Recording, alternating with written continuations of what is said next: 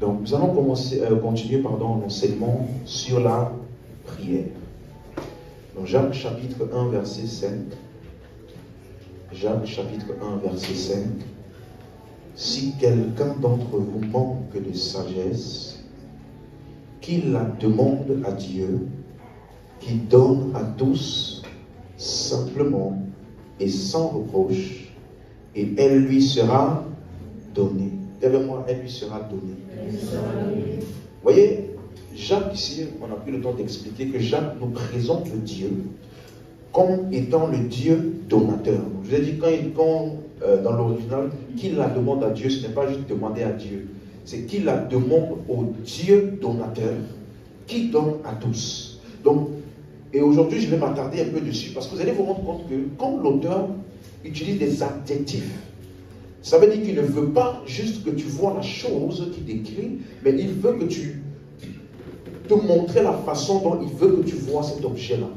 Donc Dieu veut que Jacques veut que nous voyons Dieu comme un Dieu donateur qui donne à tous. En d'autres termes, c'est ça sa nature. Et rappelez-vous, je vous avais expliqué que votre perception de Dieu est beaucoup plus importante que votre sujet de prière. Quelqu'un se rappelle? Et donc, regardez le verset 17. Il dit ceci: toute grâce excellente et tout don parfait descendent d'en haut du Père des Lumières, chez lequel il n'y a ni changement, ni ombre de variation. Laissez-moi un peu m'attarder sur ce verset-là. Vous allez vous rendre compte que, déjà au verset 5, quand il parle de Dieu, il a mentionné donner combien de fois? Juste le verset 5. 2, oui. Mais dans l'original, c'est 3. Le Dieu donateur, ça fait déjà 1. Qui donne, ça fait déjà 2. Il dit, et cela lui sera. Donc, déjà, tu vois que juste le mot donner, en parlant du Père, est utilisé 3 fois. Et ici, maintenant, au verset 17, est-ce que quelqu'un a la version King James en français? Du verset 17. Parce que dans la version Louis II, il dit toute grâce excellente et tout don parfait. Mais dans la version anglaise, King James en français, qu'est-ce qu'il dit? La version King James en français, toute bonne faveur et tout don parfait. Ok. Toute bonne faveur. D'autres versions disent toute bonne donation. C'est ça? Ok. La version d'Arby dit même tout ce qui nous est donné de bon. Donc quand tu vois, quand il dit toute grâce excellente là, le mot grâce là, ça veut aussi dire don. Et le mot excellent, ça veut dire bon, ce qui est bon. Ok? Donc tout don qui est bon et tout don qui est parfait descend de qui? D'en haut. Vous comprenez ce qu'il dit? Donc encore une fois, le mot donner est utilisé combien de fois ici? Une fois. Hein? 2 fois. Parce que grâce excellente, c'est traduit par tout don qui est bon et tout don qui est parfait. 2 fois donc. En tout, il te montre que donner là, mentionnant en parlant de Dieu, utilisé combien de fois? 5 fois. Pour te donner déjà la nature de Dieu. Et maintenant, quand il dit toute grâce excellente, ou alors tout don qui est bon, le mot donner ici, c'est un mot qui n'est pas comme les autres mots. Parce que vous savez, le mot donner en grec a plusieurs mots grecs. Il y a un mot qui s'appelle didomi, ça veut simplement dire le fait de donner. Mais quand il dit tout don qui est bon, ou toute grâce excellente là, le mot grâce là, ou don, ce n'est pas simplement didomi, c'est le mot dosis, D-O-S-I-S, dosis. C'est plus que de donner, ça parle de l'intention derrière ce qui est donné. Suivez? Ça veut dire qu'il nous dit que l'intention derrière le don de Dieu est bonne. Quelqu'un sur ça? Ça veut dire que intrinsèquement, son don décrit sa bonté. Ça veut dire que tout ce que Dieu donne, dans ça, vous verrez la bonté de Dieu. Vous avez compris? Parce que quand il dit le don, tout don parfait, toute grâce excellente, pardon, ce n'est pas juste le fait qu'il te donne. Dans ce qu'il te donne là, il a encapsulé dedans son caractère. Quelqu'un comprend ça? Ça veut dire que les dons de Dieu le décrivent. Quelqu'un me suit? Les dons de Dieu le décrivent. Et quand il dit maintenant tout don parfait, parfait. Là, c'est le mot dorema. Ça parle d'une richesse. Quelque chose qui comble. Quelque chose qui te suffit. Et le mot parfait, c'est le mot téléon. Ça veut dire quelque chose qui est complet. Donc, regarde comment Jacques nous décrit Dieu. Il nous fait comprendre que lorsque tu pries, parce que rappelez-vous, c'est ça le contexte, hein, c'est quelqu'un manque de sagesse qui demande à Dieu. C'est ça? Donc, qu'il prie. Donc, dans la prière, dans la réponse de Dieu à sa prière, à ta prière, pardon, dans cette réponse-là, tu verras aussi le caractère de Dieu. Est-ce que tu suis? Ça veut dire que dans l'exaucement à ta prière, tu verras sa réponse là va aussi porter son caractère. Et quel est le caractère qu'il nous a dit? Il est bon et parfait. Donc si ce que tu as reçu n'est pas bon et parfait, laisse-moi te dire déjà, ça ne venait pas de Dieu. Dis amen, tu as compris? Oui. Amen. Et on a vu aussi le fait que Dieu, il donne à tous, au verset 5, il donne à tous, simplement c'est le mot libéral. Et vous savez ce qu'on appelle libéral, quand on dit que Dieu est libéral, libéral ça veut dire quoi? Laisse-moi te donner le contraire de libéral pour que tu comprennes. Quand on dit que quelqu'un est libéral, si je te demande, est-ce que tu peux me prêter ton téléphone s'il te plaît 1 minute, je vais l'utiliser pour appeler. Et là tu me donnes le téléphone. N'est-ce pas? Ça c'est là, tu m'as donné, tu m'as fait une acte de générosité, mais tu n'es pas libéral. Libéral veut dire, je te donne au-delà de ce que tu as demandé, et avant même que tu demandes. Ça veut dire que Dieu est toujours disposé à donner. Je fais des rappels parce que c'est important. Voilà pourquoi Jacques dit, cela lui sera donné. Il n'a pas dit peut-être. Donc, il demande, cela lui sera donné. Et donc, la prière commence où? Dans le cœur et dans la bouche. Donc, voilà pourquoi tu dois avoir dans ton cœur une idée claire de Dieu. Parce que ça va influencer ce que tu vas dire ou demander dans ta prière. Quelqu'un avec moi jusqu'ici? Il dit maintenant, chez lequel il n'y a ni changement, ni ombre de variation. Aïe, aïe, aïe.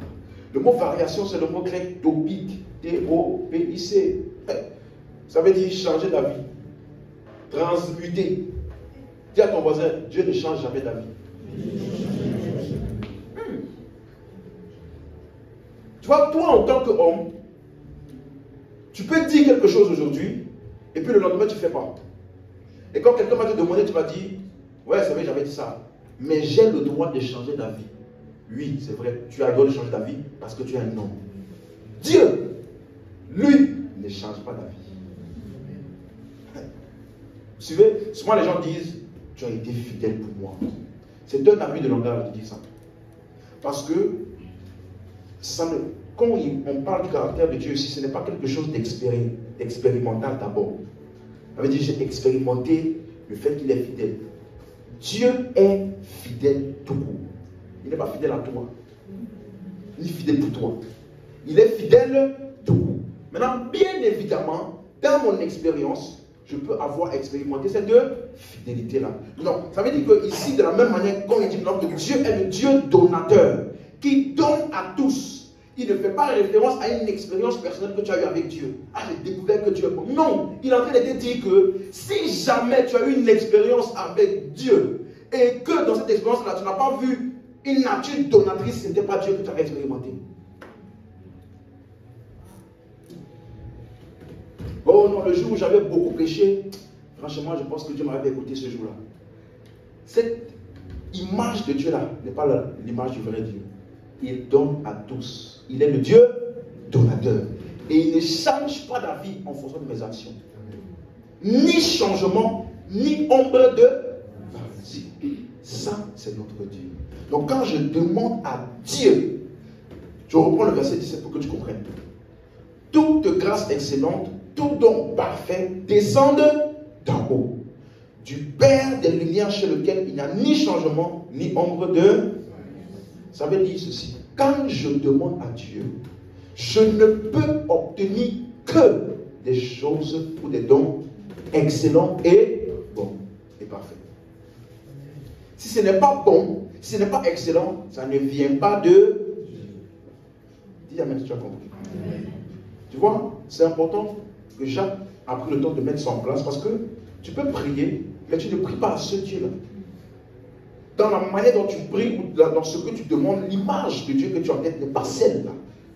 Et donc voilà pourquoi les gens ont ce qu'ils appellent des prières non exaucées. Vous suivez? Parce que en réalité, c'est un peu comme ce que Jésus a appelé les vaines répétitions. Ils disent beaucoup de choses, mais dans ce qu'ils ont dit là, ils n'ont rien dit. Quelqu'un avec moi? Allons voir un texte rapidement, Luc 11, verset 11. Jésus nous parle aussi de la prière. Donc quand tu pries, tu dois avoir une idée claire de celui à qui tu t'adresses. Et le Dieu, le Père de notre Seigneur Jésus, l'image que les Écritures nous transmettent de lui, c'est qu'il est bon. Et que ce qui vient de lui ne peut être que bon et parfait. Dis Amen. Maintenant, lisons Luc 11, verset 11. Quel est parmi vous le Père qui donnera une pierre à son fils s'il lui demande du pain? Ou s'il demande un poisson, lui donnera-t-il un serpent au lieu d'un poisson? Ça veut dire que si ce que tu as demandé à Dieu, il ne te donnera pas le contraire de ce qu'il a demandé, c'est ça? C'est ça qu'il a dit. Parce que tu vois, Jacques nous avait expliqué dans Jacques 1, la verset 7 et 8, il avait dit que tu dois demander avec foi. Donc le problème se trouve au niveau de, pas que Dieu donne, mais plutôt toi qui reçois. On se rappelle? Parce qu'il avait dit qu'un tel homme ne s'imagine pas qu'il recevra quelque chose du Seigneur. Il n'a pas dit qu'un tel homme ne s'imagine pas que Dieu donnera. Dieu donne à tous. Mais l'homme par la foi fait quoi? Reçoit. Et voilà pourquoi il dit, celui qui doute là, on a vu ça, il est irrésolu, il est double de cœur. Laissez-moi illustrer ça avec quelque chose. Imagine-toi, j'ai prié, Seigneur, je veux un microphone. Ok? Tout le monde suit mon exemple? Et puis, je pense que j'ai déjà pris le temps de bien établir ça ici. La prière, ce n'est pas ce que Dieu veut, c'est ce que tu veux. Hein? Ça ne s'accomplit pas parce que Dieu veut, c'est toi. C'est clair que j'ai établi ça pour tout le monde. Donc, ça veut dire que j'ai demandé un microphone. Et puis, avec le temps, quelqu'un m'offre un haut-parleur. C'est une bénédiction. Oui. Mais ce n'est pas la réponse à ma. Il faut que tu comprennes ça. Parce que souvent, tu vois, comme je me rappelle, la première fois que j'ai demandé à mon père m'avait dit, j'étais très jeune, j'étais 10 ans, juste comme ça, il m'avait dit, à Noël, je vais te donner un vélo. J'étais content. Et puis, je passais tout le temps devant le magasin comme ça, devant des vélos là. C'était encore, genre septembre, je passais tout le temps devant des comme ça, j'essayais. Et je commençais à imaginer les gens du quartier. Comment je vais vous dire. Tu as déjà vu ça? Quand les amis du quartier parlaient, oh, et ils marchaient, tu sais, dans quel état là, je suis piéton, hein. Et je m'imaginais, et puis le jour de Noël, il m'a donné un autre truc, petite voiture télécommandée là. J'ai dit, mais papa, tu m'avais dit que tu devais me donner le vélo. Il a dit, oui, t'inquiète, l'année prochaine. Tu vois, et des fois nous pensons que Dieu est comme ça. Genre, j'ai demandé ça. Toi là, 4 millions pour toi, non. Tu ne peux pas gérer ça. Prends le petit travail ou bien va pour l'emploi. C'est tout. C'est le niveau qui est bon pour toi pour l'instant. Dieu n'est pas comme ça. Amen. Quelqu'un disait une fois, si vous recevez non, c'est parce que Dieu a quelque chose de mieux pour vous qui arrive. Il faut arrêter de parler comme ça. D'ailleurs, les gens qui disent ça là, ils n'ont pas de verset. Hein. Ils n'ont jamais aucun verset pour dire, quand Dieu t'a dit non, c'est parce qu'il y a une meilleure porte qui va s'ouvrir. Tu as déjà vu ça où? L'essence de la prière, c'est que vous obteniez ce que vous avez demandé. Amen. Ça, c'est l'essence de la prière. Amen. Donc, simplement, penser que Dieu sait mieux que moi, donc, dans tous les cas, c'est ça qui... Non. Quand je demande, Dieu donne. Et ce que Dieu donne est bon et parfait. Amen. C'est clair maintenant pour tout le monde? Donc, une autre chose importante qu'on a vue, c'est quand tu pries, tu dois parler. Amen. Tu dois faire des déclarations ou des demandes spécifiques. Quand tu dis, Dieu, tu sais tout, tu n'as pas encore prié. D'ailleurs même, dire que Dieu sait tout, pour moi, ce n'est même pas de l'adoration. C'est un fait. C'est vraiment. Par contre, quand tu dis, je sais que tu es libéral, je sais que tu donnes à tous, non seulement tu le dis, mais ça t'affecte toi-même dans ta conscience de ce que tu vas demander. Et l'assurance avec laquelle tu vas demander ce que tu vas demander. Vous comprenez maintenant? Donc, il n'y a aucun verset qui dit que Dieu va te dire non, et puis après, il te donnera une autre option. Non, quand tu penses comme ça, tu es irrésolu dans ton cœur. Amen. Et donc, voilà pourquoi une des choses qui est importante, souvent en tant que parents chrétiens, c'est de refléter le Père dans nos familles. Vous savez ça? Vous savez que c'est possible de, j'avais dit ceci, n'est-ce pas? De transférer ta relation avec tes parents physiques dans ta relation avec Dieu. L'image que tu as de Dieu, c'est une image similaire à celle que tu as de tes parents. Vous voyez? C'est pour ça qu'on doit s'efforcer, surtout en tant que parents chrétiens, de refléter le caractère du Père dans la famille. Je me rappelle, il y a un homme de Dieu, et Jésus, il expliquait, il voulait enseigner sur la famille. Il disait, vous savez, la famille, c'est comme la Trinité. Il dit, hey. La famille, c'est comme la Trinité. Vous savez que quand les parents, ils décident des choses ensemble, et puis ils viennent informer leurs enfants, pour que les enfants fassent, n'est-ce pas? Il dit, c'est comme ça aussi dans la Trinité. Quand Jésus est venu, Jésus le Fils, il a dit quoi? Je suis venu au Dieu pour faire ta. Donc, il disait, c'était ce que le Père et le Saint-Esprit avaient déjà décidé ensemble. J'ai dit, waouh! Après, il dit, femme, soyez dans le Saint-Esprit de vos maris. Vous savez ce que ça veut dire? Aidez-le et prenez les bonnes décisions ensemble pour que les fils appliquent. Tu n'as pas compris? C'est pas grave. Tu vois, quand tu ne connais pas la Bible, mieux, cherche un autre service. Fais protocole même, c'est bien. Mais venir sur la chaîne, ça demande beaucoup. Faire attention. Donc, pour procéder ce soir, je vais voir avec vous ce qu'on appelle prier au nom de Jésus. Ou bien, plutôt, ce que vous pouvez prier au nom de Jésus. Et ce qu'on ne peut pas prier au nom de Jésus. Ça fait sens pour quelqu'un? Parce qu'il y a des choses que vous pouvez dire. Je déclare ça au nom de Jésus. Mais en fait, ce que vous avez déclaré là, il n'était pas au nom de Jésus. On a déjà commencé à parler de ça. Matthieu 5, 44, rapidement. Comme c'est des rappels, je vais aller un peu vite. Matthieu, chapitre 5,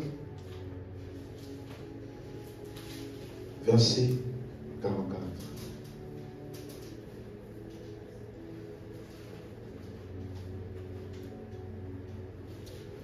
Matthieu 5, verset 44. Si tu as trouvé, tu peux me donner un bon amen. Amen. On peut lire? Ok. Mais je vous dis, aimez vos ennemis, bénissez ceux qui vous maudissent, faites du bien à ceux qui vous haïssent, et priez pour ceux qui vous maltraitent et qui vous persécutent. Dans la dernière partie, j'avais expliqué que le mot prier vient juste après aimer vos ennemis. Donc, en fait, ce qu'il expliquait, c'était quoi? C'est que vous aimez vos ennemis quand vous priez. Vous bénissez, vous faites le bien et vous ne maudissez pas. Est-ce qu'on s'en souvient? Donc, dans la prière, je fais du bien, je ne maudis pas, je bénis. Amen. Cette activité se passe dans la prière. Voilà pourquoi au verset 45, il dit ceci, afin que vous soyez fils de votre Père. En d'autres termes, en faisant cela, je suis en train d'agir comme qui? Comme qui? Comme le Père. Donc, laissez-moi vous dire ceci, vous ne pouvez pas prier au nom de Jésus pour maudire quelqu'un. Est-ce que c'est clair? Je n'ai pas dit que tu ne peux pas dire je te maudis au nom de Jésus. Tu peux dire ça, mais tu ne peux, mais Tu ne peux pas prier au nom de Jésus pour maudire ou pour haïr. Non, parce que en le faisant, ce n'est pas au nom de Jésus que tu l'as fait. Vous vous rappelez qu'en Luc 9, 55, les disciples ont demandé à Jésus, Seigneur, veux-tu qu'on fasse descendre le feu pour consumer la ville? Qu'est-ce que Jésus a dit? Il a dit, vous ne savez pas de quel esprit vous êtes animé. Il n'a pas dit, vous ne pouvez pas appeler le feu.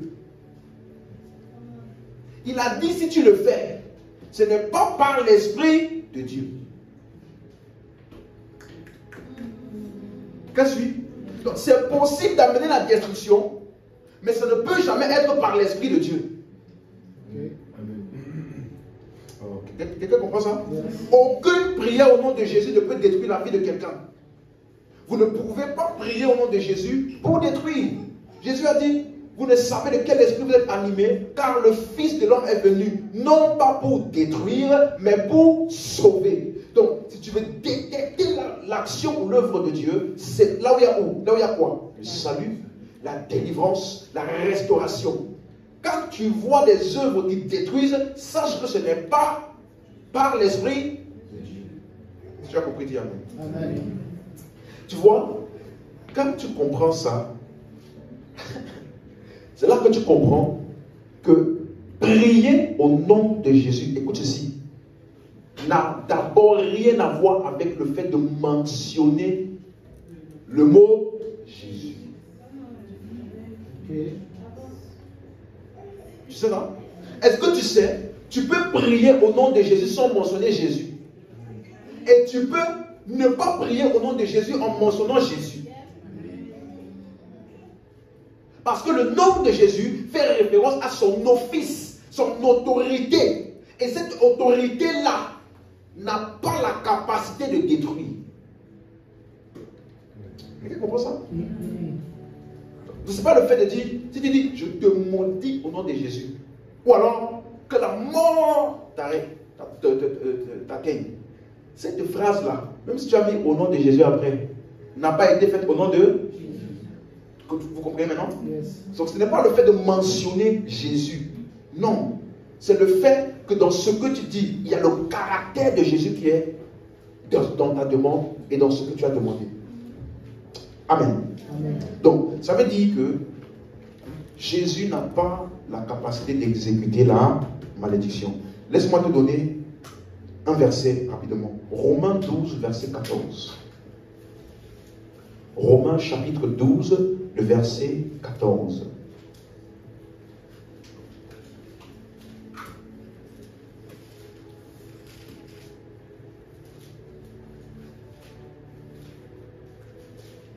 Romains 12, verset 14.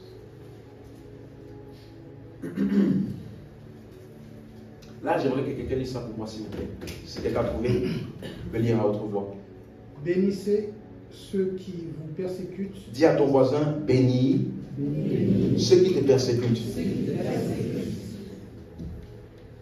Il a dit amen?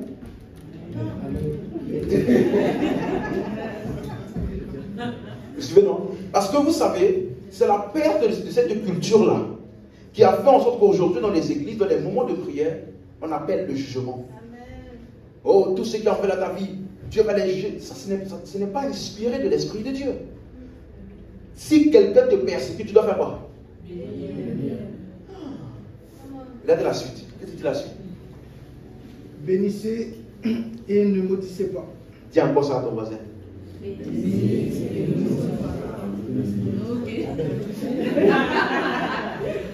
Ok. Là, c'est écrit noir sur blanc. Bénissez et ne. Allons encore plus loin, verset 19.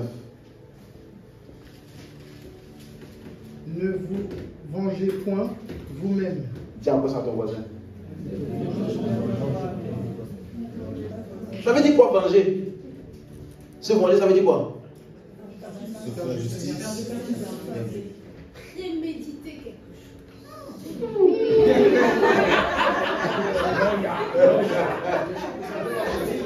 En tout cas, vous avez compris, non?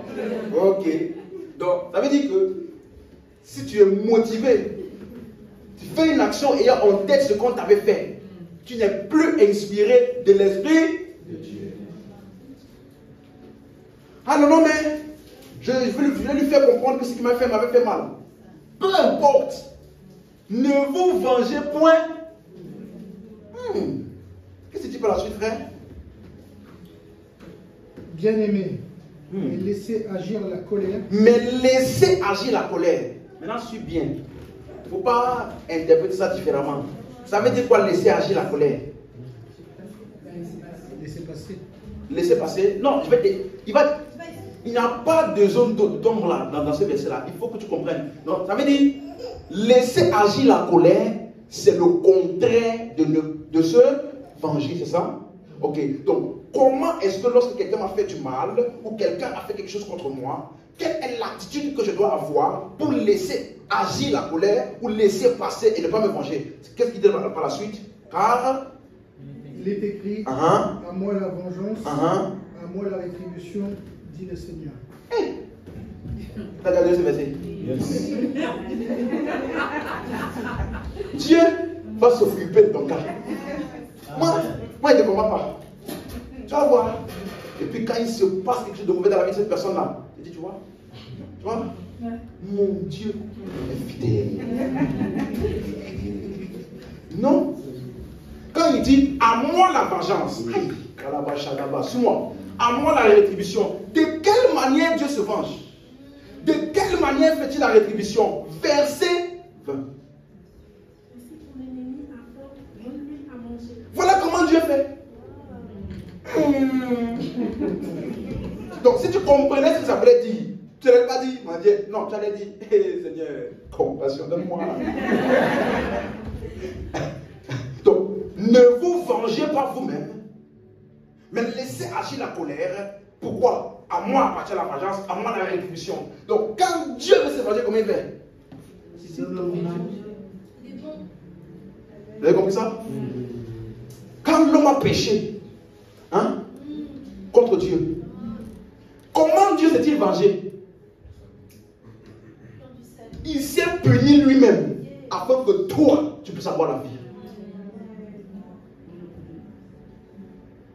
Donc Dieu a laissé agir sa colère afin de te faire bénéficier de sa bonté.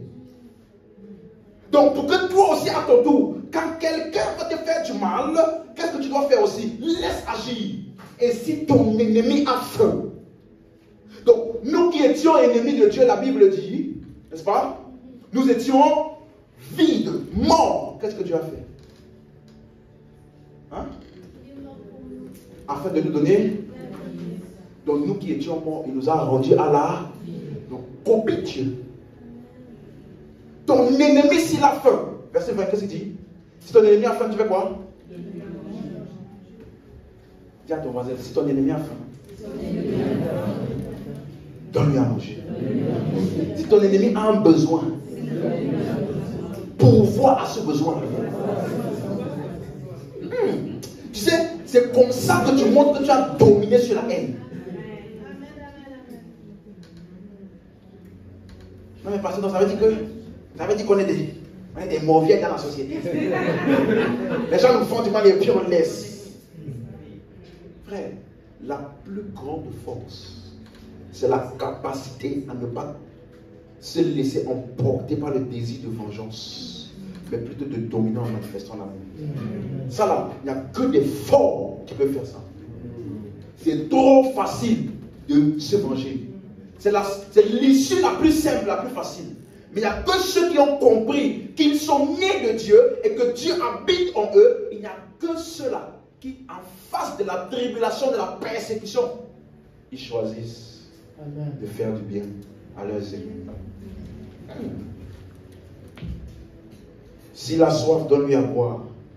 Car en agissant ainsi, ce sont des charbons ardents que tu amasseras sur ça. Je pense que j'ai expliqué ça ici, n'est-ce pas? Ça ne veut pas dire que pendant que tu es en train de faire ça, sa tête va chauffer. Non.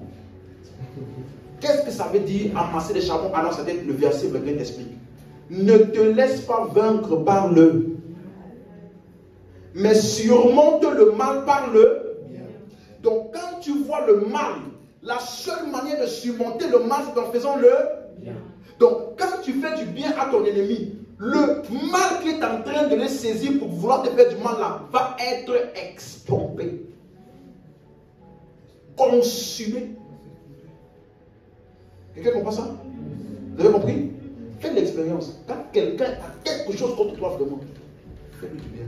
Tu vas voir que tout ça, son mal-être contre toi là, vous savez que subitement, ça s'est calmé.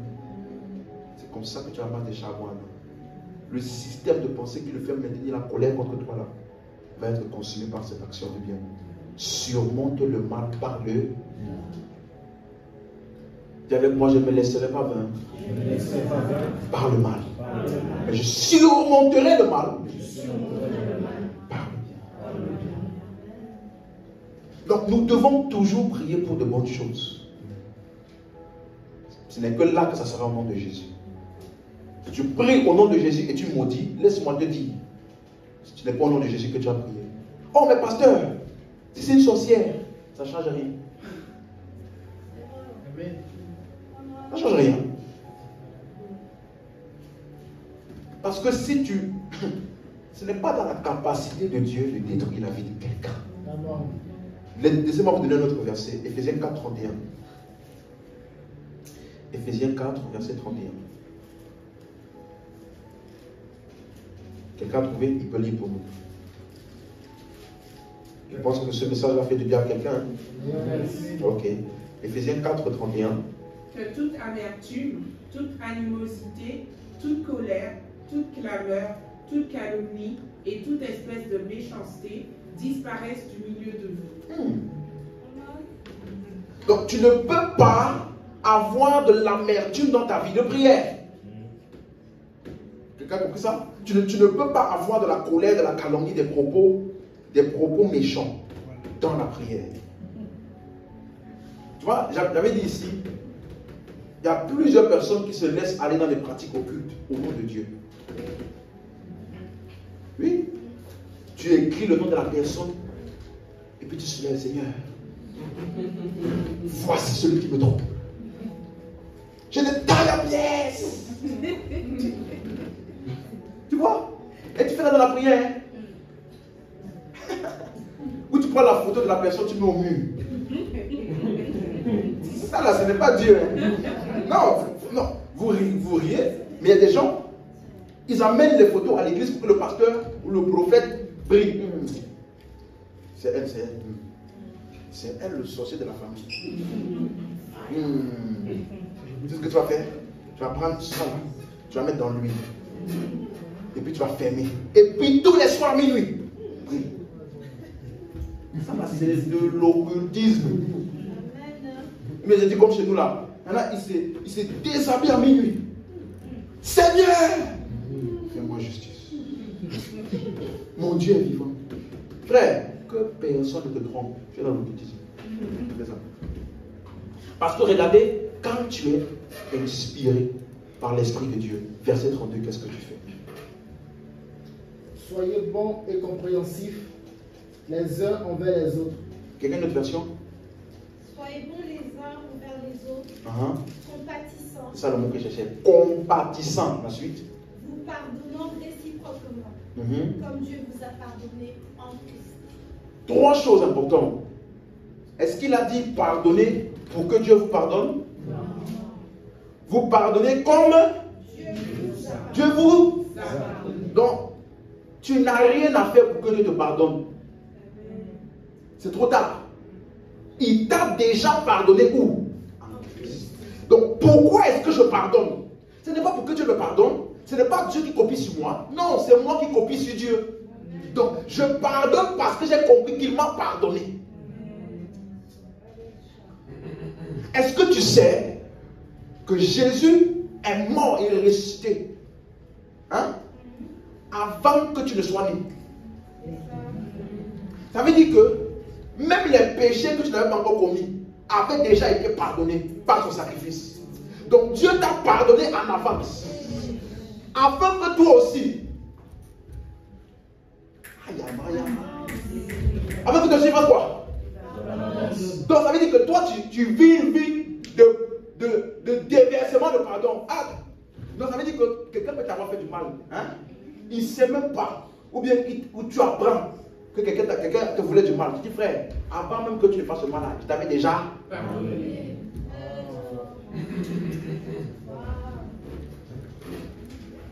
Tu vois? Tu dois décider. Je refuse à mon cœur de ne avoir autre chose que le pardon. On n'a pas dit que ça ne fait pas mal. Hein? À la croix, là, Jésus n'a pas mal. Ne sais-tu pas qu'il est parti dans le jardin d'Éden? Dans le jardin de Gethsemane? Seigneur, si possible, éloigne de moi cette heure. Donc, ça veut dire que ça faisait quoi? Mais ça n'a pas empêché qu'il fasse ce qu'il avait. Donc, vivre dans un pardon continuel ne veut pas dire que tu n'auras pas mal. Ça veut seulement dire que malgré le mal, tu choisis de manifester le caractère de Dieu. Et de copier celui qui m'a sauvé.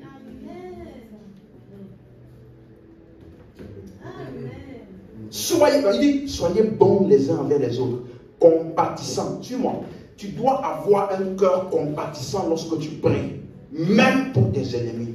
Donc si tu es au courant que cette personne-là a une maladie, elle a une situation difficile, dans ta prière, hein, tu dois venir avec un cœur compatissant. Oh Seigneur, cette personne-là, elle a besoin, manifeste ta puissance dans sa vie. C'est ton ennemi, hein? Mais tu as un cœur compatissant. Suis-moi, quand tu fais ça, tu démontres vraiment que tu es né de Dieu et que tu es dans le plan de Dieu, parce que son plan de départ est que quoi? Que l'homme domine. Et la domination là n'est pas seulement sur les circonstances. Si toi tu es seulement fort et déclare que cette montagne, la montagne peut d'abord être cette émotion de haine là. Domine dessus dans la prière. Je viens prier et je décide, Seigneur, je bénis cette personne. Ça fait mal, je décide de continuer à bénir. En faisant ça, je démontre que j'ai dominé sur la haine. Je déclare sur ta vie aucune haine en toi. Amen. Les gens vont voir et découvrir l'amour de Dieu à travers toi. Amen. Pardonnez. Soyez bons. Et c'est ça qu'on avait vu dans Jacques chapitre 3. Rapidement, Jacques 3 verset 10. De quelle page? Jacques 3 verset 10. De la même bouche sortait la bénédiction et la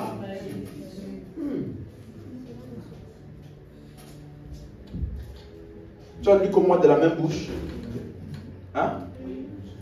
De la même bouche sort de quoi? Là. Et là. Maintenant, tourne-toi avec ton voisin, dis-lui, il ne faut pas qu'il en soit ainsi.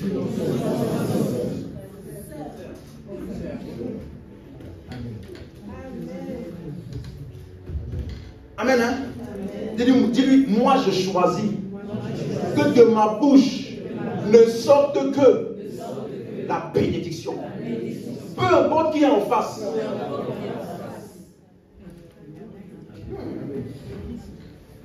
Je t'avais expliqué la dernière fois, je t'ai dit que plus tu connais le caractère de Dieu, plus ça là, c'est facile. Parce que tu sais que Dieu, même si tu es énervé contre quelqu'un, Dieu n'est pas énervé contre cette personne. Même si tu as envie que sa vie diminue à cause de cette affaire-là, Dieu, hein, il n'est même pas concerné par ça. Donc, tu ferais mieux de plus t'aligner à Dieu pour lui. Parce que si Dieu veut qu'il change ta vie à ton sujet, qu'est-ce que Dieu va faire? Qu'est-ce que Dieu va faire? Si quelqu'un t'a fait du mal, hein, et que Dieu veut qu'il change ta attitude à ton vie, à travers toi, te comprendre, qu'est-ce que Dieu va faire? La Bible dit, c'est la bonté de Dieu qui emmène à la... C'est quoi la repentance? Donc quand Dieu veut que ton ennemi change de mentalité, qu'est-ce qu'il fait? Il a fait du mal. Sa vie monte. Il est encore plus béni. Il exprime encore plus la bonté de Dieu. Pourtant, c'est ton ennemi qui t'a fait du mal. Mais quand tu vois cette bonté-là, si tu n'as pas compris le caractère de Dieu, tu vas être aigri. Alors que c'est la stratégie de Dieu qui change ta vie. Donc quand toi, tu bénis cette personne, qu'est-ce que tu fais? Tu participes avec Dieu pour son changement. Refuse d'être aigri, haineux, colérique, amer dans la prière. Refuse. Le premier endroit où tu manifestes la domination sur les œuvres de la chair, dans la prière. Oui. Si tu as la capacité de prier pour cette personne-là, en voulant son bien, tu es en train de dominer. Si tu vois cette personne au milieu de nous, qui peut-être, ou même pas forcément au milieu de nous, qui est en train d'avancer, et que le sentiment de jalousie ou de dégrain, mais comment ça se fait qu'elle avance, alors que j'ai pris, alors que ça là, on est tous tentés par ce genre de sentiments. Hein. Mais quand tu décides de prier, Seigneur, élève encore, bénis encore plus. Tu vas voir que dans ton cœur, c'est comme si tous ces sentiments de compétition là va laisser place à l'amour de Dieu.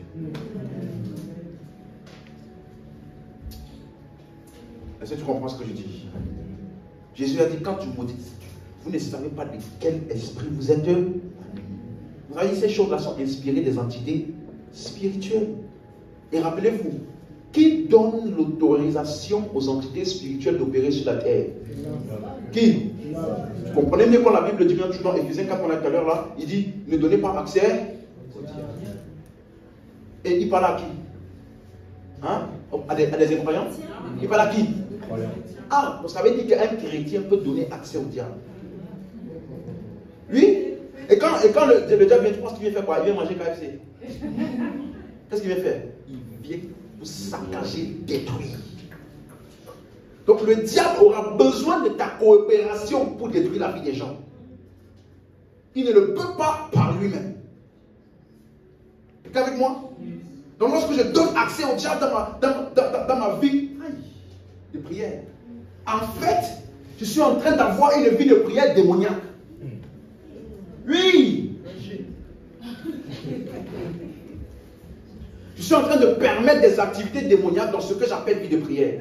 Si toi dans ta vie de prière, tous les jours, oh les ennemis de ma vie, je marche sur eux, je marche sur eux, je marche sur eux. Tous ceux qui avaient créé une fausse contre moi, ils vont tomber dedans en premier. Au nom de Jésus, je les emmène, je les enterre. Et tu fais là pendant 1 heure.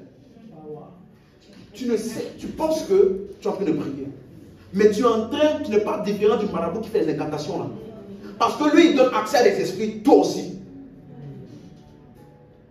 Pour aller détruire la vie de personne. Ne donnez pas accès.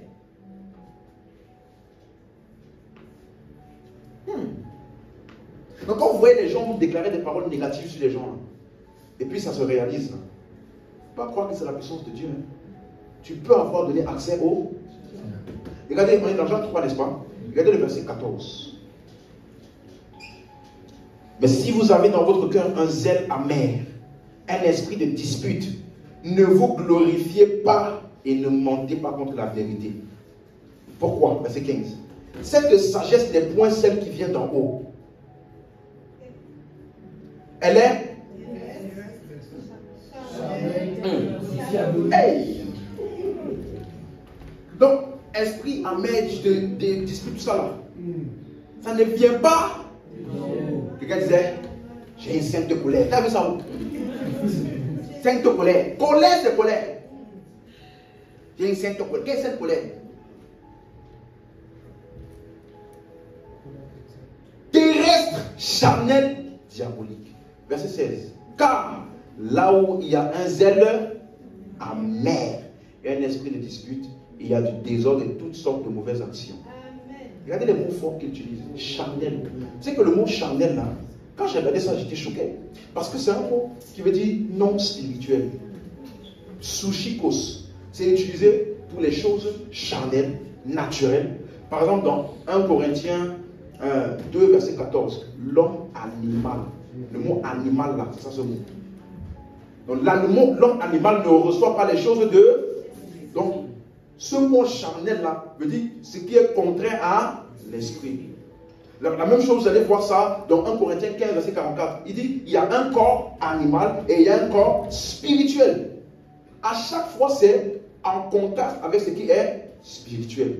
Un autre texte, Jude 1, verset 27, il dit, ce sont des hommes sensuels qui n'ont pas l'esprit.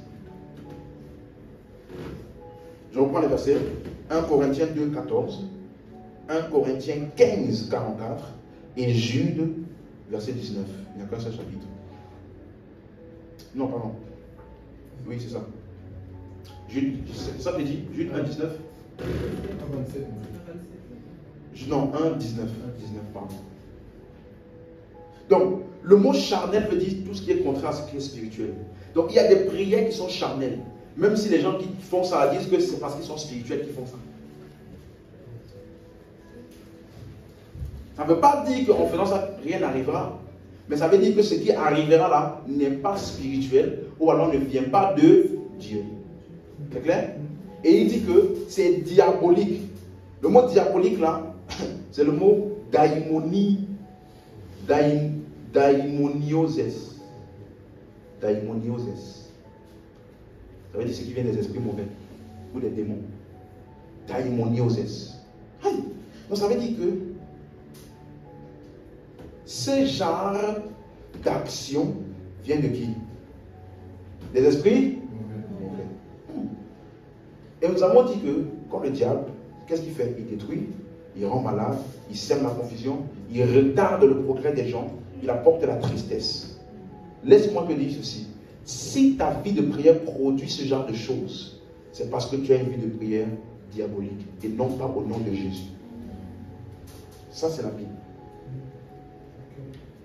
Donc, tu ne peux pas amener la destruction et penser que tu l'as fait au nom de Jésus. Donc, oui, tu exerces ton autorité, mais pas pour coopérer avec l'Esprit de Dieu, mais plutôt avec les mauvais esprits. Amen. C'est clair maintenant? Vous avez dit qu'à chaque fois que quelqu'un maudit, dans le contexte de ce qu'on a dit là, il vient de céder ou de donner accès à des mauvais esprits. Donc quand tu maudis, ne pense pas. Ouais, Jésus a dit, ils ont demandé, est-ce qu'on peut faire descendre le feu pour les détruire? Jésus n'a pas dit, c'est impossible. Essayez, ça ne va pas marcher. Non, non, non. Il a dit, faites attention à quel esprit vous anime pour avoir une telle intention de faire ça. Donc, ça veut dire que, en tant que chrétien, c'est important de discerner correctement les choses qui t'animent quand tu dis ce que tu dis. Vous avez compris ce qu'il vient de dire là? Qu'est-ce qui t'anime pour dire ce que tu dis? Il y a des églises où on a enseigné le verset que je vous ai montré tout à l'heure là. Quand tu fais du bien à l'ennemi, tu amasses des charbons ardents. Ça veut dire que tu es en train d'amener un jugement terrible. Donc il va venir te faire du bien, mais avec quelle intention? D'amener un jugement terrible. Donc ce n'est pas par Dieu. Vous avez compris ça? Donc le nom de Jésus a des limites. Je peux dire ça? La prière au nom de Jésus a des limites. Parce que si tu pries au nom de Jésus, ça doit refléter le caractère de Dieu. Toute grâce excellente, tout don parfait descend d'en haut du Père des Lumières, chez lequel il n'y a ni changement, ni ombre de variation. Est-ce que c'est clair maintenant? Il y a des choses qu'on ne fait pas au nom de Jésus, parce que le nom de Jésus n'a pas de capacité ni d'autorité pour exécuter ce genre de choses. Ça mène à la destruction, même si les gens t'acclament. On t'acclame parce que tu es un coopérateur avec des démons. Oui, ça c'est la Bible. Hein? Il y a des gens, ils sont plus fiers de la destruction que de la construction. Si tu me combats, j'ai pitié pour toi. Si tu me combats, l'onction qui est sur moi là est à double tranchant. Si tu m'honores, ça bénit ta vie. Si tu me combats, ça te détruit aussi. C'est quelle onction ça? Quelqu'un qui parle comme ça, c'est parce qu'il ne connaît pas Dieu. s'il connaissait Dieu, il allait dire, je ne peux que te bénir. Tout ce qui sort de moi là, ne peut que te faire du bien. Même quand tu me envoies des flèches, ce qui sort de moi, l'amour. Afin que vous soyez comme votre Père, qui fait tomber sa pluie sur les bombes et sur les... C'est pour ça qu'on dit qu'il est sans changement. Et la personne en face là ne change pas ce qui sort de lui. Amen. Dans les mots atterris, donc en parlant, on a commencé à voir qu'il existe différents types de prières, on se rappelle. Et ce n'est pas les mêmes règles. La prière et les choses. On se rappelle? C'est lorsque ton sujet de prière concerne les choses.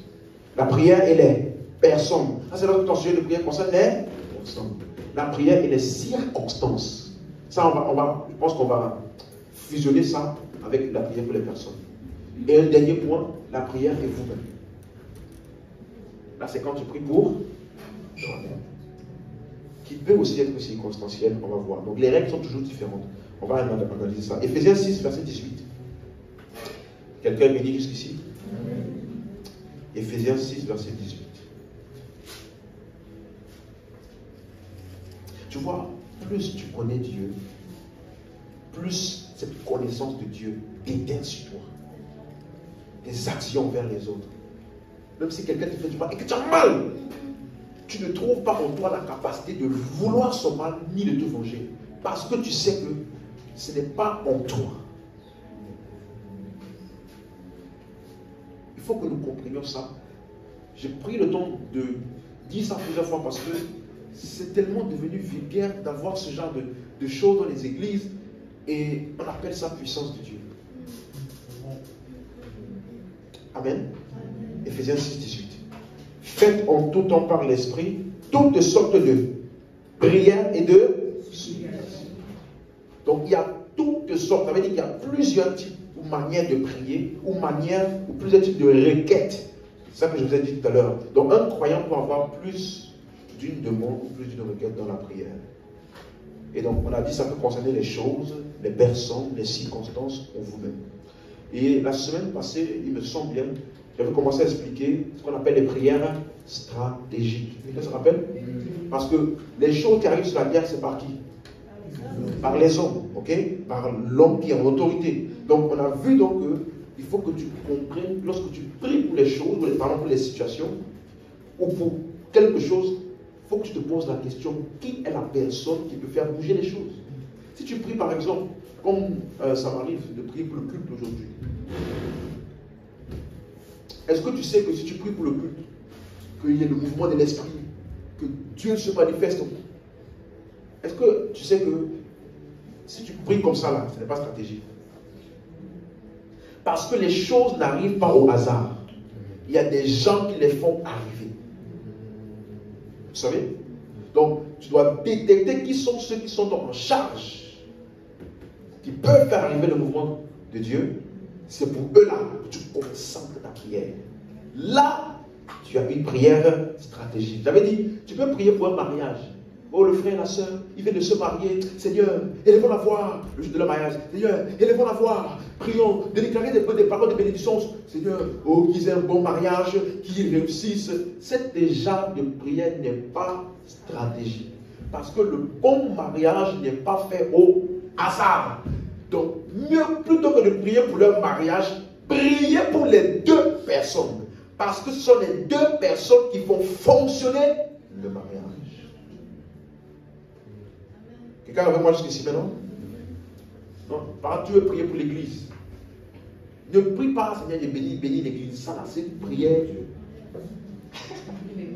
Quelqu'un comprend ça? Il y a des personnes qui sont en charge des activités dans l'église. Et c'est pour eux que tu dois mettre ta prière. On va revenir dessus. Mais tu dois identifier ceux qui feront bouger les choses. Et c'est sur eux que tu dois concentrer ta prière. Donc il y a beaucoup de groupes aujourd'hui, vous voyez souvent, prions pour le réveil en France. Groupe d'intercession pour la France. Groupe d'intercession pour le réveil en France. Et tu vois, ce zèle pour la prière est bon. Mais peut produire peu de résultats s'ils n'ont pas la connaissance. On prie pour le réveil, on prie pour le réveil, on brise les... Qu'est-ce qui brise souvent là? On brise les hôtels territoriaux. Ça, ce sont des prières inutiles. Vous suivez? Parce que si tu pries comme ça, mais tu négliges les gens qui sont sur le terrain, qui peuvent amener justement ce réveil-là. Tu n'as pas compris la prière. Tu n'as pas fait une demande ciblée. Et là, tu vas continuer à avoir des prières non exaucées. Parce que tu sais que le réveil n'arrivera pas. Parce que tu as prié. Le réveil arrivera parce que des hommes ont bougé pour qu'il y ait le réveil. Donc, mieux vaut mettre ta prière sur ces hommes-là. Pour qu'ils fassent ce qu'ils ont fait pour que le réveil arrive. Ça, c'est une prière stratégique. Alléluia. Donc, quand je prie pour des circonstances, je dois me poser la question, qui peut faire en sorte que cette chose se produise maintenant? Et c'est cette personne que je me concentre. Je me rappelle, laisse-moi te donner un exemple. Il y a quelques années, quand je venais d'avoir mon diplôme d'ingénieur, je suis rentré au pays, tout content, et mon passeport était à expiration. Donc, en allant en vacances au pays, j'ai décidé de profiter pour faire le renouvellement de mon passeport. Donc, je suis allé avec mon père à l'époque. On entre, il me fait, on fournit tous les papiers, tous les documents, tout ce qu'il faut. Il demande empreinte, tout ça, on fait tout. À la fin, après tout ça, ils disent, merci, on vous rappellera, mais sachez qu'il y a un délai minimum de 1 mois de réponse pour que vous puissiez venir récupérer. J'ai regardé mon père, mais je pars dans 1 semaine. J'étais juste venu faire 3 semaines. Je pars dans 1 semaine. Et mon père, il me regarde en souriant. T'inquiète pas, mon petit. Alors. Ok. Et puis, on rentre dans la voiture, sur le chemin du retour. Il appelle quelqu'un. Ouais, boss. Ah, tu connais? Ouais, boss. Tu vas recevoir un dossier avec mon nom dessus là. Fais le nécessaire, s'il te plaît. Le lendemain, on est allé chercher. Alors. Pas un mois, hein? Pas une seule. Le lendemain. Donc, il y a des gens et il y a des gens.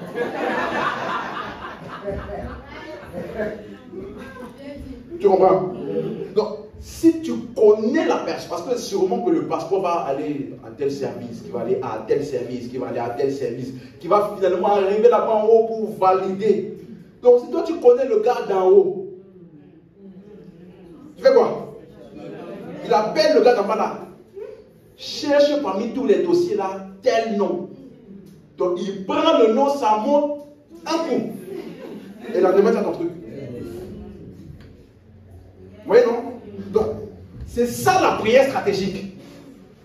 Tu cibles la personne qui peut faire arriver les choses. Là, tu es stratégique dans ta prière.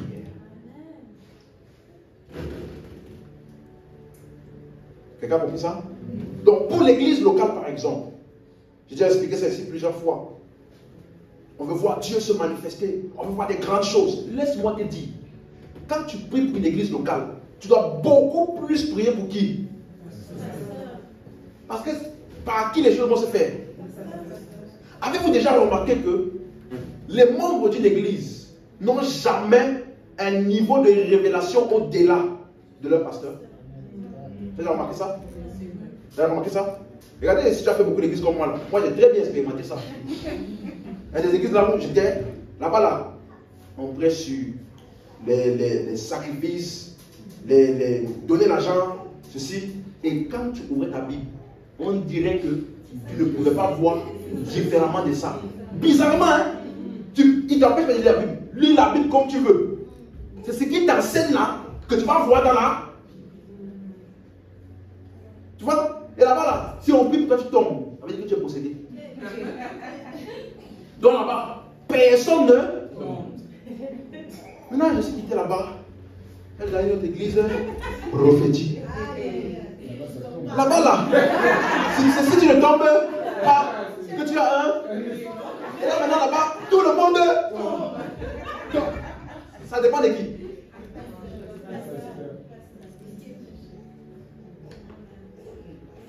Vous comprenez?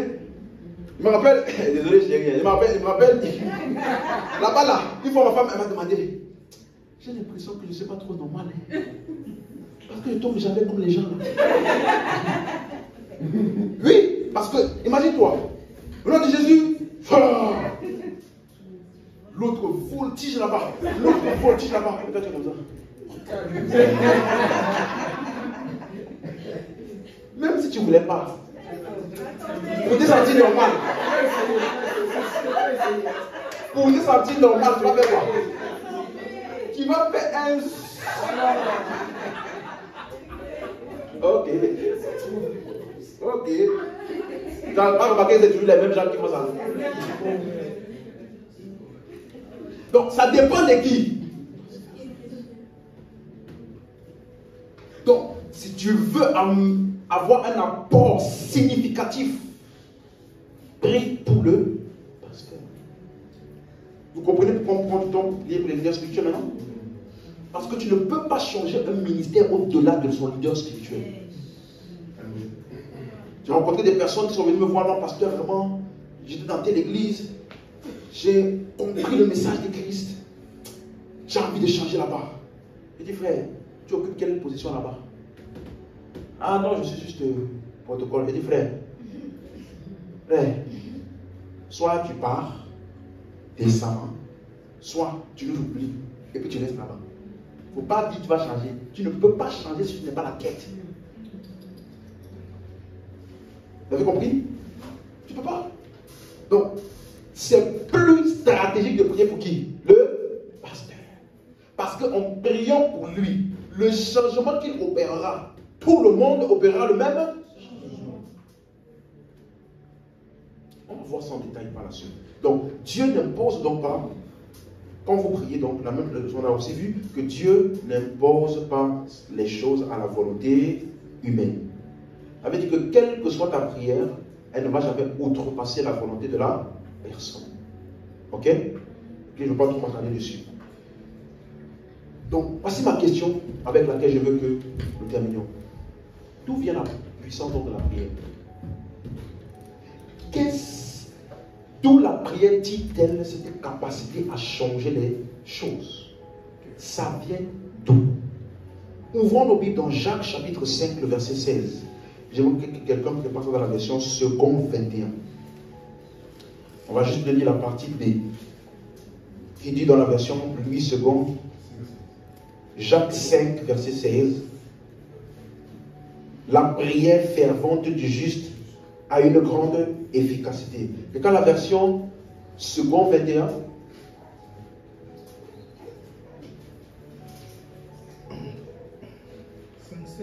Jacques 5, verset 16. La prière du juste agit avec une grande force. La prière du juste agit avec une grande...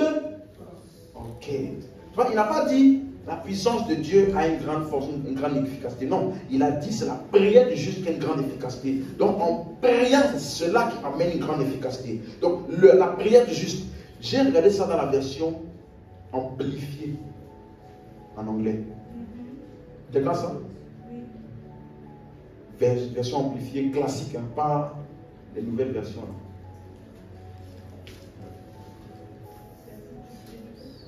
Est-ce que ta version finit par tremendous power available? Yes. Ok, tu peux lire. The heartfelt and persistent prayer of a righteous man. Ok.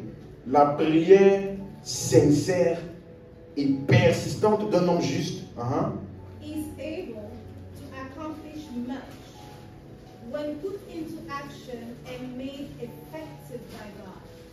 Ce n'est pas cette version.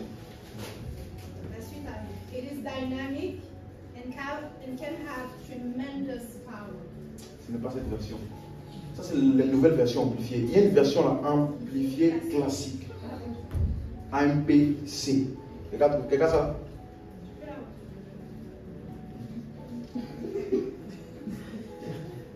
Non, personne? Attends, tu veux me dire, c'est pas libre. Quelqu'un peut le dire? Et anglais.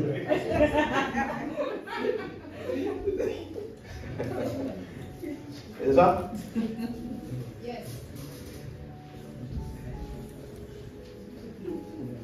The earnest, heartfelt, and continued prayer of a righteous man. Donc la prière fervente continue d'un juste, makes tremendous power available. La prière fervente continue persévérante du juste là, elle rend une énorme puissance disponible. Vous avez compris ça? Qui est dynamique dans son action. Ça veut dire que, suis-moi, ne loupe pas ça. La prière rend disponible une énorme puissance. Cette puissance-là, quand elle est rendue disponible, là, elle est dynamique dans son action. Donc, si c'est ça, rendre disponible, c'est ça qu'on dit la prière fervente du juste, maintenant vous comprenez, grande efficacité, là, ça veut dire, elle rend une grande puissance, comment? Disponible. Maintenant, j'ai une question. D'où vient donc cette puissance-là? La prière tire ça d'où? Quelqu'un comprend ça? Parce que on comprend que la prière rend une puissance comment? Disponible, n'est-ce pas? Mais elle prend ça où? Elle tire sa capacité, sa puissance-là, pour agir là. Elle prend ça d'où? Première chose qu'on avait vue. On a vu que tout ce qui se fera dans la prière se trouve où? Dans le cœur. Bon, je reprends la question. Tout ce que la prière peut réaliser, ça se trouve où? Sur la terre ou au ciel? Vous avez dit que il n'y a rien au ciel qui répond à ta prière. Vous vous rappelez? Parce que les réponses aux prières ne sont pas au ciel. Et je vous ai même montré, on a vu dans Marc 16, tout ce que vous lirez où? Sera lié où? Donc le ciel est contrôlé à partir d'où? Donc tu vois que la puissance n'est pas au ciel. Puisque la puissance qui permet de bouger les choses au ciel vient d'où? C'est ce qui se passe sur la terre là qui permet de bouger les choses au ciel. Vous avez compris ça? Donc le ciel est contrôlé à partir de la terre. Donc la prière ne tire donc pas sa puissance du ciel. Puisque c'est à partir de la terre là que le ciel est contrôlé. Vous avez compris la nuance? Il y a des gens qui pensent qu'on tire la puissance du ciel pour venir agir sur la terre. Non! Ce qui bouge, on dit ce que vous lirez sur la terre. C'est ça qui sera lié où? Donc le ciel là-bas est contrôlé à partir d'où? De la terre. La puissance donc qui gouverne le ciel est où? La terre. Donc, où est donc cette puissance? Éphésiens chapitre 1, verset 17. Là, je te prie de me donner une dernière attention pour comprendre ce que je vais t'expliquer maintenant. Éphésiens 1, 17. Je ne cesse, verset 16, je ne cesse de rendre grâce pour vous, faisant mention de vous dans mes prières. Avec moi mes prières. Donc Paul prie, n'est-ce pas? Ok. Afin que le Dieu de notre Seigneur Jésus-Christ, le Père de gloire, vous donne un esprit de sagesse et de révélation dans sa connaissance, qu'il illumine les yeux de votre cœur pour que vous sachiez quelle est l'espérance qui s'attache à son appel, quelle est la richesse de la gloire de son héritage dans les saints. J'ai reformulé correctement, verset 19. Quelle est envers nous qui croyons? Maintenant, suivez. L'infinie grandeur de sa qui se manifeste avec efficacité par la vertu de ça. Rappelez-vous ce que j'ai dit au début. Quand vous voyez des adjectifs, c'est que l'auteur veut que vous voyez cet objet-là à la lumière de l'adjectif qu'il a utilisé. Donc Paul ici n'est pas juste en train de demander de voir, comprendre la puissance, mais plutôt la description qu'il donne de la puissance. L'infinie grandeur de sa puissance. Maintenant, suis-moi. Le mot infini, c'est le mot hyperbalo. Hyperbalo en grec. Ça veut dire lancer au-delà de la cible. Si tu lis le verset 20, 21, 22, tu vas voir, il te dit que cette puissance-là a été utilisée pour ressusciter Jésus et le faire asseoir à la droite de Dieu au-dessus de toute domination. Mais il te dit que cette puissance-là est infinie, on appelle ça hyperbalo, au-delà. Ça veut dire que la puissance qui a été rendue disponible lorsque Dieu a ressuscité Jésus d'entre les morts n'était pas seulement pour cette résurrection-là.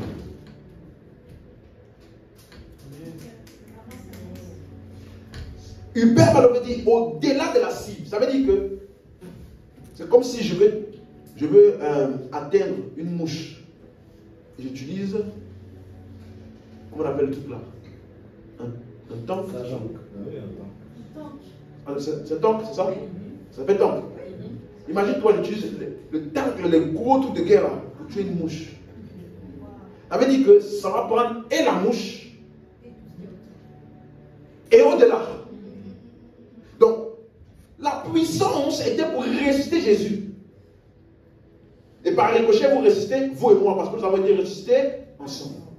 Mais, elle a une capacité au-delà. Elle ne se contente pas juste de te faire naître de nouveau. Quelqu'un comprend ce qu'il explique là? Ne loue pas. Ça veut dire que c'est une capacité multidimensionnelle qui est disponible dans ce que Dieu a fait en Christ. Ça veut dire que cette puissance-là était pour le ressusciter. Mais après sa résurrection, elle a d'autres cibles. Elle a d'autres effets, ce qu'on appelle les effets collatéraux. Tu sais un peu ça? Ça veut dire que cette puissance-là a la capacité de ressusciter Jésus. Amen. Amen. Mais en plus de ça, une fois qu'elle a accompli la résurrection, ce n'était pas que ça le but. Au-delà, hyperbalo. Je vais t'expliquer en plus en détail. Regarde. Infiniment, l'infini grandeur, le mot grandeur là, c'est le mot mégatos. Ça veut dire gigantesque. Infinie grandeur de sa puissance, c'est le mot dunamis. Manifestant avec efficacité, c'est le mot énergéo. Ça veut dire que c'est une énergie qui est opérationnelle. Ça veut dire que ça marche. Suivez? Qui se manifeste avec efficacité par la vertu. Le mot vertu là, c'est le mot iscus. Iscus, ça veut dire pouvoir de sa force. Kraton. Regardez tous les mots qui sont utilisés pour décrire la puissance de Dieu. Infini, grand, efficacité, vertu, force. Tout ça là, quand tu lis la Bible, chacun de ces mots sont utilisés pour dire puissance. Ça veut dire que tout le condensé de la puissance de Dieu a été déployé pour la résurrection de Jésus. Or, c'était ça la cible, mais elle va. Aïe. Donc, ça veut dire que lorsque Dieu a ressuscité Jésus, Dieu a mis à notre disposition une capacité multidimensionnelle pour nous qui croyons. Et Paul prie pour toi, que tu sois conscient de ça. Que Dieu illumine les yeux de ton cœur pour que tu saches de quoi tu es chargé. Qu'est-ce qui est disponible envers toi? Quel est envers nous qui croyons l'infinie grandeur de sa puissance? Est-ce que je peux choquer quelqu'un? Je te choque un petit peu. Hein? Est-ce que tu sais que si Jésus mourait aujourd'hui encore, je vais dire après. Non, je vais d'abord expliquer ce que j'ai expliqué. Je vais retenir ça. Ok, si j'oublie, tu me rappelles. Parce que si je dis ça maintenant, ça va aller, je vais aller trop vite.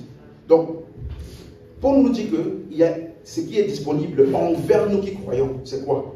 L'infinie grandeur de sa puissance. Tu vois que cette puissance était uniquement pour le salut. Il n'aurait pas utilisé hyperbalo. Suivez? Parce que hyperbalo, c'est au-delà de la cible.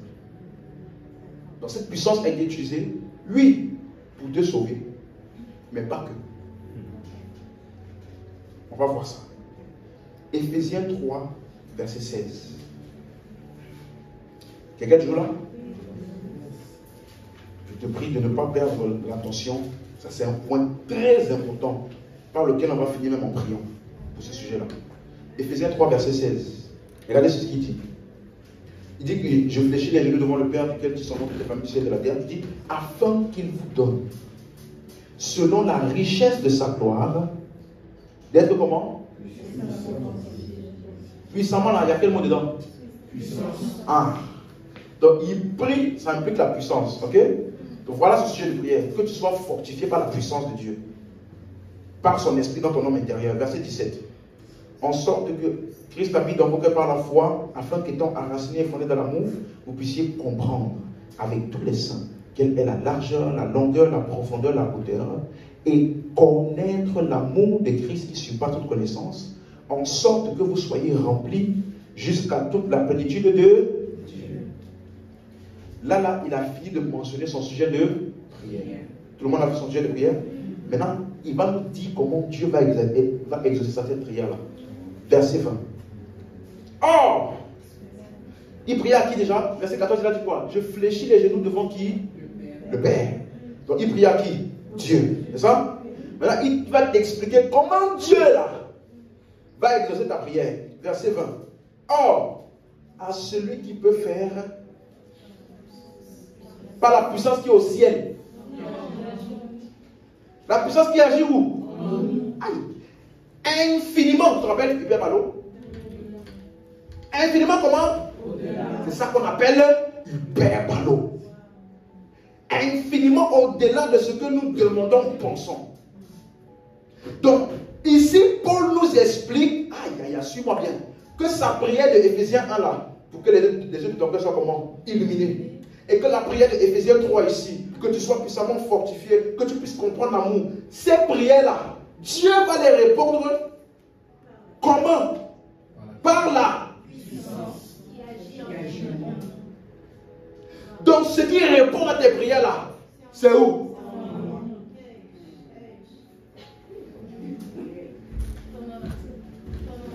Agis dans ma vie. Seigneur, agis, agis, agis. Et tu pries en espérant que Dieu va tendre sa main de là-bas au ciel dans ta situation. On dit que Dieu peut faire infiniment au-delà de ce que toi, tu demandes ou tu penses. Par quoi?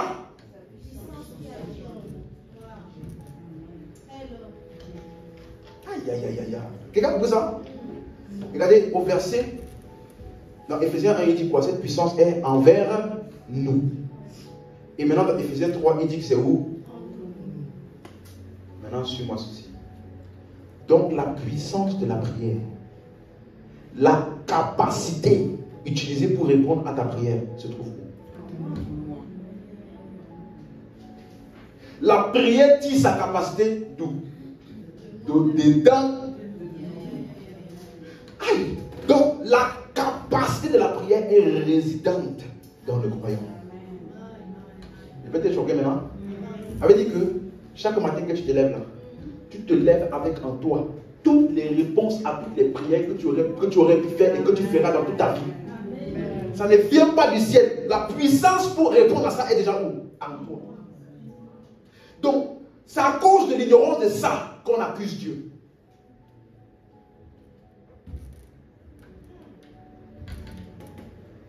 Comment j'ai plus qu'à prier? Moi j'ai prié, Dieu n'a pas exaucé. Nous ne tirons pas notre capacité du ciel. La capacité ou la puissance qui permet d'exaucer les prières là est sur la terre. Dans celui qui prie.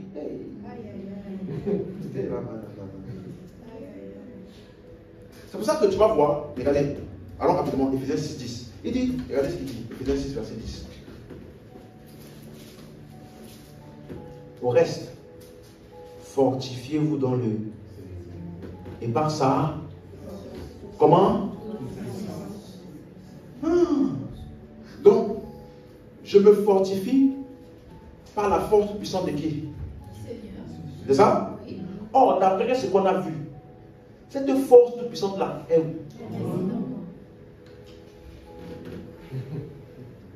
Tu vois, j'avais dit ici une fois, à chaque fois que tu es persécuté, éprouvé, Dieu n'est pas inquiet. Il ne bouge pas. Il ne fait rien. Parce que tout ce dont tu as besoin pour sortir victorieux de tout défi, tout ce dont tu as besoin quand tu te sens affaibli, est déjà résident en toi. Rien ne va sortir du ciel pour venir te fortifier. Voilà pourquoi Paul dit, toi, fortifie-toi. Par quoi? La puissance du Seigneur. Mais il suppose que tu avais déjà lu que cette puissance est où? En toi. Voilà pourquoi au verset 17 maintenant il dit, prenez l'épée de l'esprit, c'est celle de Dieu. À la version d'Arby il dit, prenez donc la version d'Arby, prenez donc l'esprit l'épée de l'esprit en priant. En priant. Ah, donc, quand je prie, je suis en train de prendre avantage de sa puissance qui est en moi pour me fortifier. Ça veut dire que Dieu a mis en chacun de nous un système d'auto-fortification. Tu n'as pas le droit d'avoir une seule période de ta vie où tu es faible. Parce que tu ne manques pas de force. Donc, quand tu as besoin de te fortifier, matin, midi, soir, 24 heures sur 24, 7 jours sur 7, 365 jours de l'année, c'est déjà un résultat de toi. C'est à toi d'apprendre à puiser. Ah, moi je viens puiser. Puiser. Je puise ça où? Ça veut dire je peux décider. Je sens que ce n'est pas assez rempli à ce moment-là. Je n'attends personne. Je n'attends pas le pasteur. Moi-même, je viens remplir. Je viens puiser. Puiser. Puiser. Plus de toi encore. Yeah. Je puise ça où? La puissance nécessaire pour me fortifier est où?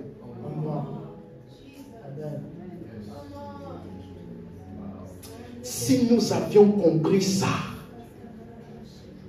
et que nous apprenions à prendre avantage de ça,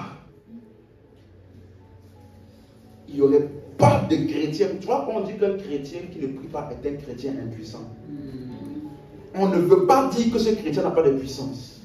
On veut dire que ce chrétien n'a pas appris à tirer avantage et à rendre disponible la puissance qui est en lui. Du coup, quand tu le vois, tu as l'impression qu'il n'a pas de puissance. Pourtant, il est rempli.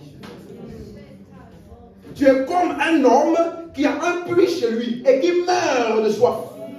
Parce qu'il n'a pas appris le système dans lequel on descend le seau d'eau dans la source pour tirer afin de m'abreuver. Tout est dans la maison, rien ne vient d'ailleurs. Donc c'est déjà livré, tout est en toi. Je dois apprendre à prendre. À ce moment-là, pourquoi mon zèle pour Dieu a baissé? Pourquoi cette situation-là arrive encore à m'ébranler? Je refuse d'être faible. Ikodoko, Erapakatosa, Mande Alaboya, Arakata. Tu vas voir, après une heure, c'est comme si la situation n'est plus rien. Pourquoi? Tu es monté dessus. Est-ce que tu me suis? Apprends à te fortifier toi-même. Arrête de compter sur le pasteur. Parce que le pasteur, quand lui aussi, il a des moments où c'est chaud. Il fait comment?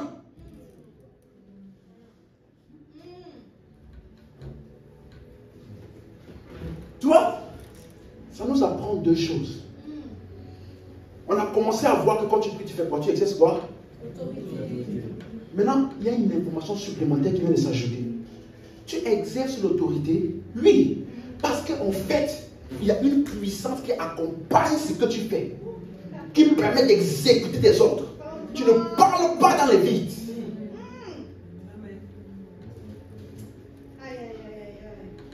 L'infinie grandeur de sa puissance.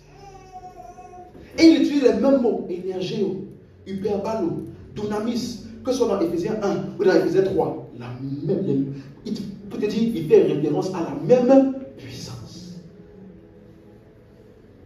Donc la puissance de la prière est où? Dans le croyant. Tu vois, nous ne prions pas. Et après, on va chercher la puissance quelque part. Laisse-moi aller plus loin. Nous ne prions même pas pour avoir la puissance. En fait, nous prions parce que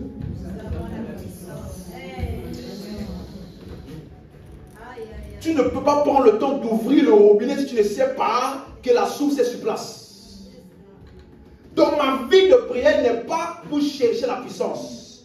Ma vie de prière est en fait le moyen par lequel je rends la puissance. Maintenant, laisse-moi te choquer de ce que je l'ai dit tout à l'heure.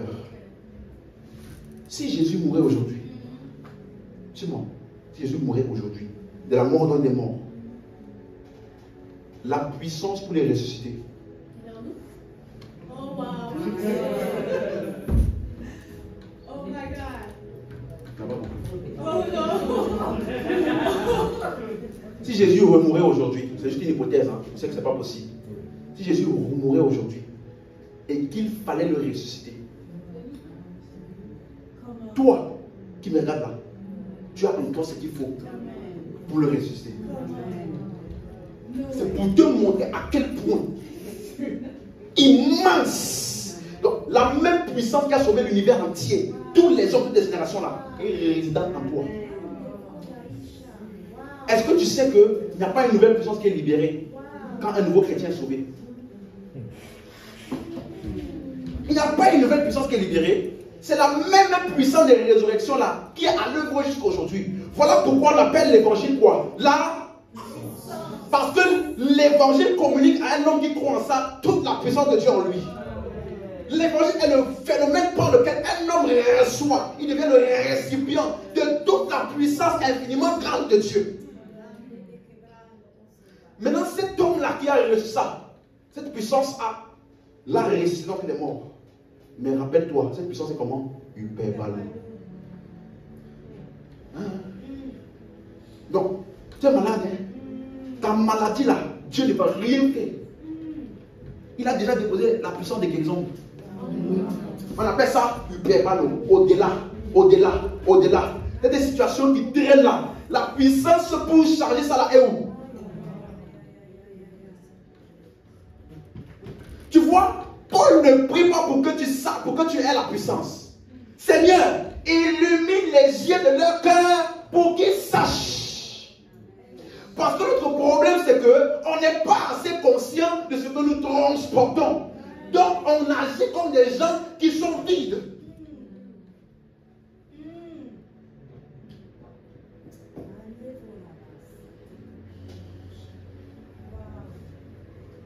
Aïe, on peut s'élever. Donc, ma prière sert à quoi? Libérer. Relâcher la puissance dans une direction donnée pour accomplir une tâche particulière. Donc, laisse-moi te dire, quand on dit Dieu a exaucé ta prière, là, c'est un abus de langage. Maintenant, je peux dire ça. Maintenant, je peux me permettre de dire ça. Dieu va t'exaucer. C'est un abus de langage. Quand on prie, Dieu nous exauce. C'est un abus de langage. Dieu t'a exaucé depuis. Ce n'est pas quand tu pries, il t'a exaucé. C'est comme si je viens chez toi, je creuse un puits et je mets de l'eau. J'ai exaucé tous tes besoins d'eau pour toujours. En mettant chez toi quoi? Hein? Non. Quand tu as besoin, tu fais quoi? Tu as besoin de, tu dois aller rechercher la société qui a mis le puits. C'est toi et toi. Quand tu vois un besoin d'eau, tu vas tirer. Donc si tu appelles la société, oh société, c'est comment? Mais monsieur, on a déjà mis un puits chez vous. Apprenez à tirer. Apprenez à tirer. Je prie pour toi. Que Dieu illumine les yeux de nos cœurs. Que tu sois pleinement conscient de ce que je transporte. Il n'y a rien sur cette terre qui ne peut être accompli ou changé, challengé par la puissance de Dieu en toi. Voilà pourquoi nous supplions tous les jours. Fais-nous te connaître plus. Parce que si tu apprends et tu le connais, Père, tu ne regarderas jamais rien dans ce monde dans la tête baissée comme ça.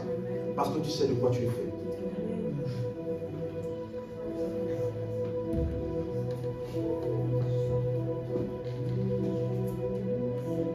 Nous voulons que tu illumines les yeux de nos cœurs. On va avoir deux sujets de prière. Le premier, Seigneur, rends-nous conscients de la puissance infiniment grande de Dieu qui est agissante en nous. Vous savez, après plus de 30 ans de ministère, Paul dit dans Philippiens 3:10, Seigneur, je veux te connaître. Le grand Paul, avec toutes les révélations de la nouvelle alliance qu'il a donné dans les épîtres, dans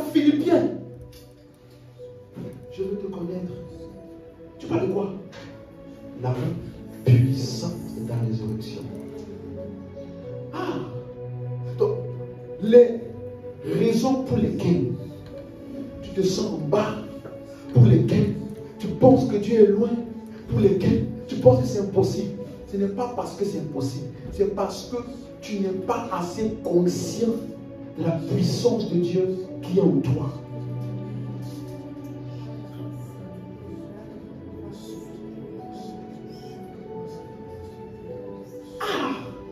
Je refuse de vivre une vie naturelle comme quelqu'un qui est vide. J'ai été sauvé par sa puissance. Et cette puissance m'a rendu né de nouveau.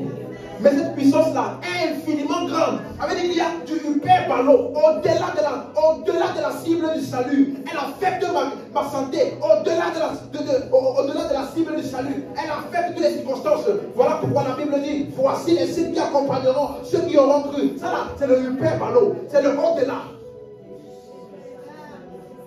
Il ne doit pas avoir d'oppression démoniaque, je ne sais pas quoi.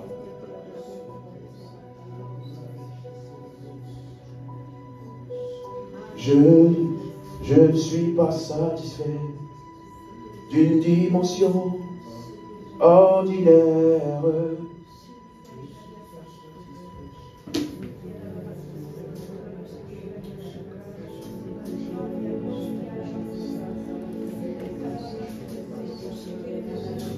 Je ne suis pas satisfait d'une dimension ordinaire.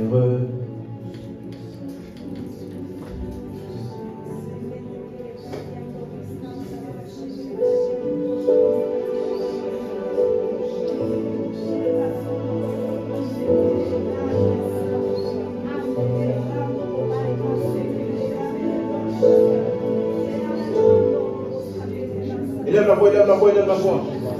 J'aimerais qu'en ce moment-là, tu refuses d'avoir, de continuer une vie naturelle. Comme si Dieu n'était pas en toi. Je ne suis pas satisfait d'une dimension ordinaire. Je ne suis pas satisfait, Seigneur. Je ne suis pas satisfait d'une dimension ordinaire. Je ne suis pas satisfait, Seigneur. Je sais qu'il y a encore plus, alors je ne suis pas satisfait d'une dimension ordinaire. Je ne suis pas satisfait, Seigneur. Je veux plus. Je ne suis pas satisfait. Oh,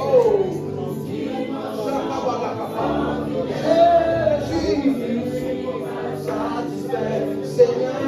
Je sais qu'il y a encore plus en toi, alors je ne suis pas satisfait. Nous sommes fatigués de voir des chrétiens oppressés par des maladies, oppressés par des circonstances, alors que nous sommes remplis de ta puissance.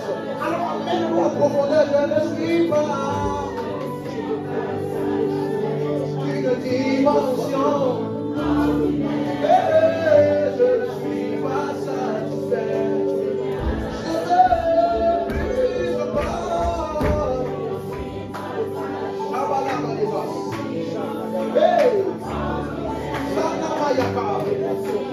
Est-ce que te fille? Est-ce que te soupir? Je ne suis pas. Je suis fatigué d'une vie chrétienne avec des hauts et des bas. Je vais rester consistant